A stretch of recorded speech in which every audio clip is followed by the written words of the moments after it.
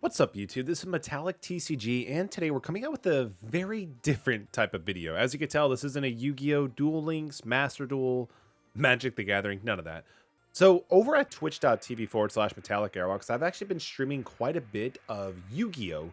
GX Duel Academy, which is interesting because it was the very first GX game brought to the Game Boy Advance, and I kind of felt nostalgic towards it, and I decided to pick it up and give it another shot. So the game starts off, it gave us a generic fire deck, but honestly, like over the course of time, I really started enjoying playing the fire deck. I was initially going to go with either a Cyber Dragon deck or something to do with Chaos. However, I think I'm feeling the heat and we're just going to ride out the entire time. We're going to go through the majority of the game with a fire based on deck. If you're enjoying the content, definitely hit subscribe and come join us over at Twitch. We would love to have you part of the content. And let's just jump into it. So this is currently what we've been working with as of about, I would say maybe 7 to 8 hours into the game. The exact number will, be in the description. But anyway, we're going to jump into it. So we actually don't have a whole lot of fire boss monsters. So I decided to go with something like Theseus, the Firestorm Monarch. When he has tribute summoned successfully, you can discard one card of your opponent cards in their hand, and if you discard a monster, you get to discard their level time. You get to make them lose life points equal to the amount of the level times 100. Honestly, not too bad for a one drop. Honestly, 2400 attack, which is pretty relevant, especially with all the modifiers that we are playing with, such as the field spell Molten Destruction, and some other fields of that as well. So just having a nice one drop that can get to 29 is pretty good. We're playing one copy of Goblin Attack Force, so there's going to be a few cards that are just not going to fit the fire theme just because I like the cards. They're just pretty aggressive. So with Goblin Attack Force, it's just a great one-drop that can get over cards like Cyber Dragon or Steamroid or something like that. Just basically a big beater, because again, this is 2004. Having a monster with a high amount of attack is somewhat times kind of relevant, especially when they're level 4. Kind of going back to the fire theme, we're having Twin-Headed Fire Dragon. I don't think I would play this card in any other aspect besides something like this, but it is pretty good. Again, pyro and fire monsters are kind of the theme of the game. We're playing one Lesser Dragon, kind of the same thing idea with Goblin Attack Force up here. Basically just a big beat stick. Again, 1900 attack, pretty respectful for a level 4-star. We're playing one copy of Blazing Impachi. I'm sorry, two copies of Blazing Impachi. Blazing Apache is actually really good. It's at 1850 on its own. However, there are plenty of modifiers to make it even stronger, such as Molten Destruction, the field spell, which is kind of the heart and soul of the deck, along with Little Chimera. Honestly, having Blazing Apache is really good because he is pretty strong on its own. Same idea with 3 copies of Great Angus. Again, Vanilla City. This is 2004, 2005-ish. So, again, 1800 attack, 2300 with the field spell. Some other modifiers get pretty high. Darkfire Soldier number 1, we're playing one copy of him.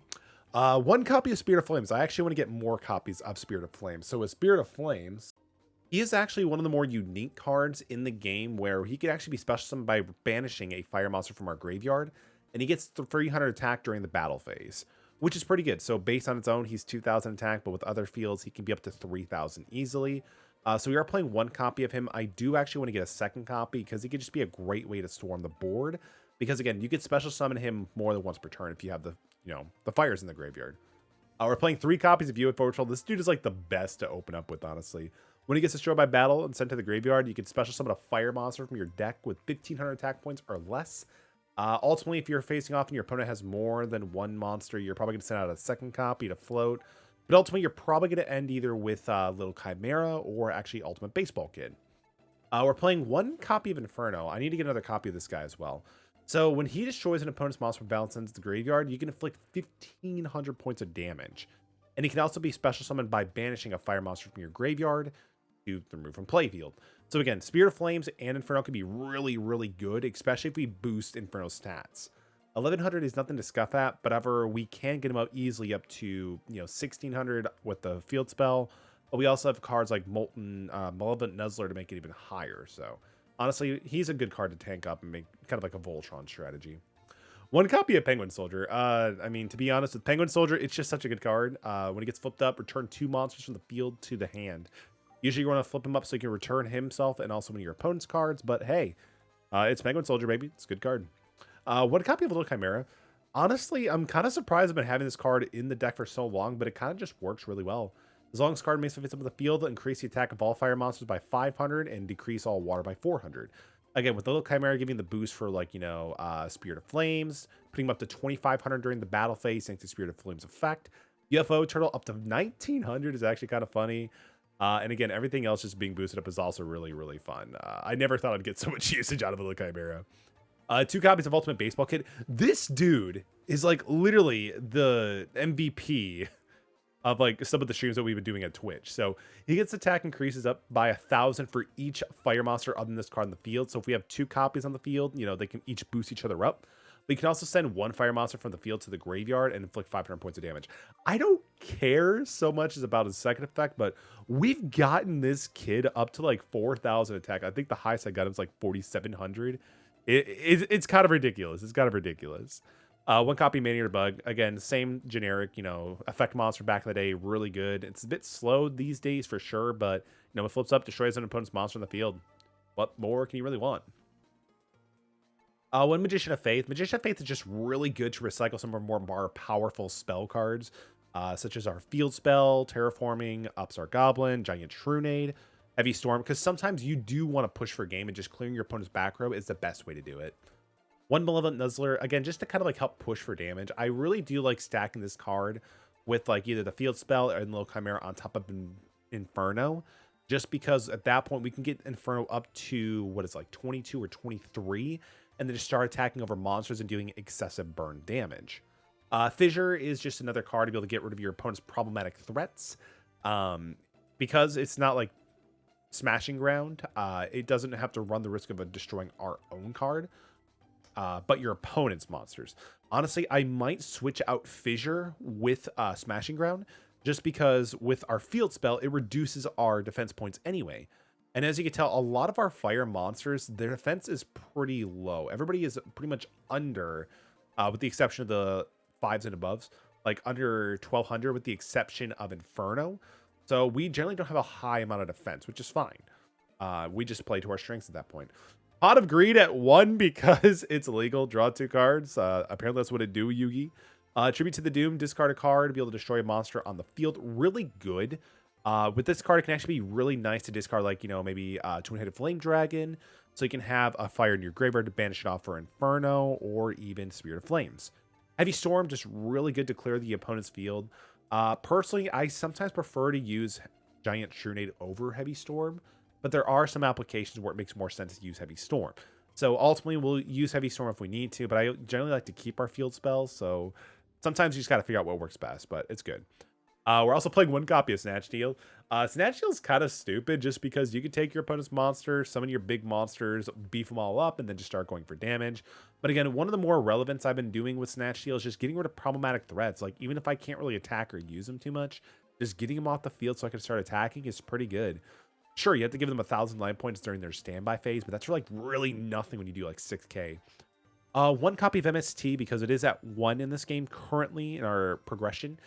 Just really good. This is also really good against like when your opponent uses Snatch Steal on some of your cards, or if they have like an obnoxious card that you just want to get rid of. Giant Shrunade at 1. I might bump this up to 2 because we actually can. But Giant Shrunade is great. If you do end up using Snatch Steal, it allows you to reset the Snatch Steal after you're done using it. You also prevent your opponent from getting 1,000 life points. Allows you to get rid of the opponent's back row and still keeping your field spells and your equip cards. And it allows you to reassign your equip cards as well, which is fantastic. 2 copies of Molten Destruction. Honestly, I want to bump this up to 3 because it's such a good card. Again, we're still pretty early on in the game. I'll probably do a final deck profile when I'm like done streaming it on Twitch just to be able to see how far the deck has really come. So if you're into the nostalgic retro deck profiles, definitely stay tuned for that. With Molten Destruction, as you can tell, increase the attack of all fire monsters by 500 attack and decrease their defense by 400. Works really well, especially with all of our monsters, just giving them the buff. So between this and Little Chimera, they can easily get 1,000 attack for really doing nothing. And again, if we decide to switch out Fissure with Smashing Ground, this just gives us more of an incentive to use Smashing Ground because we already have a low defense. Nobleman of Extermination. Basically, this is a second copy of Mystical Space Typhoon. The only downside is that if we use this on like a very powerful trap that we're running too, we lose it as well. But usually when we use this card, we're going for a game anyway, so it doesn't matter too much. Book of Moon. Book of Moon is really good, especially for preventing your opponent from attacking you. Like, there was actually one time we were facing off against, like, Zane Truesdale. He used Power Bond to bring out Cyber and Dragon, and he was, like, an attack for game. With it being at 8,000, we had, like, a 0 defense monster. Book of Mooned him, put Cyber Dragon face down, and then he got burned for, like, 4K, and then we just won. It was pretty great. Like, Book of Moon is just so good for stuff like that. Terraforming to get copies of Molten Destruction even faster. Personally, I think I might either switch this up to 2 and have a 2-to-2 ratio, or just have 3-1, but we don't have another copy of this card, so hopefully we can pull it. So let's see when that actually happens. But Terraforming is great. Monster Reincarnation. So this is a very interesting card. As you can tell, sooner or later, we don't have like some top tier cards from this format, but that's fine. But Monster Reincarnation is actually really good. It allows you to recycle some cards that you want to reuse. Like, of course, like, you know, your Ultimate Baseball Kids, Inferno, UFO Turtle, Spirit of Flames, like some of your really good fire stuff, right? And it allows you to set up by discarding one card, which you can discard another fire monster you don't want to use, like Twin-Headed Fire Dragon or Great Angus, and then be able to get back like your, you know, your UFO Turtle, your Ultimate Baseball Kid. It allows you to get the best out of your graveyard and be able to set up for your hand to your graveyard to make sure that your plays are going to be viable. So I really do like Monster Reincarnation. For now. For traps, we have Negate Attack. It negates the attack and goes to main 2. What else is there to do? It's a fine card. I honestly kind of might want to switch this over to Mirror Force when we actually get a copy of it, but for now, this is a great addition. 2 copies of Trap Hole. Trap Hole is really good, especially like when you're starting off early on to be able to go for damage, because it just clears your opponent's board and you can just get rid of their monsters and attack for a life point damage. So 2 copies of Trap Hole is working really well. 1 copy of Magic Jammer. Magic Jammer has actually done really good work, especially if you're stopping those high tier impact cards in this game, such as Snatch Steal, Heavy Storm, Power Bond. Just being able to negate it and destroy it is really clutch. But of course, you get to discard a fire monster, put it into your graveyard, and setting up for your Spirit of Flames or Inferno plays. 1 copy of Compulsive Evacuation Device. I love this card.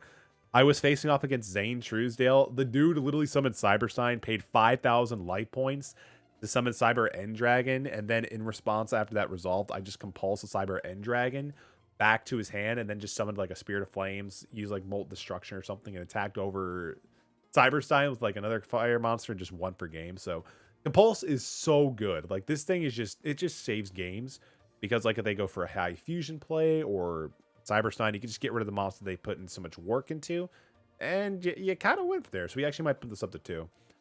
Phoenix Wing Wind Blast. I really do like Phoenix Wing Wind Blast. It kind of has the same mentality as, like, you know, the discard a card to set up your graveyard. But with Phoenix Wing Wind Blast, you can even make it a little bit more punishing against your opponent by discarding a card, then be able to put like a trap to the top of their deck. That way, 1, it's no longer to be something you have to run into like a Torrential Tribute or a Mirror Force. And 2, they now have to deal with the fact that the card they're drawing is something they can't even use that turn right away. So it's kind of an interesting stun aspect too. And that's pretty much the deck. We're running 41 cards, as you can tell. So far, we have pretty much a near perfect win ratio. I think we've only lost once. Yes, we've only lost once, and we've actually won 41 times, which is oddly ironic that we've actually had 41 cards in our deck and 41 wins if you subtract the 1 loss. But again, this is a fun time. We're still currently early January. I don't remember exactly when the game starts off in the year. However, this is where we're currently at. Again, thank you so much for watching and letting me talk about this very retro style game and also very retro based deck that I'm having a lot of fun with. If you're new to the channel, don't forget to hit the subscribe button. Comment down below your favorite Yu-Gi-Oh! GX game. And this is MetallicTCG signing off. And I hope that you have a wonderful day.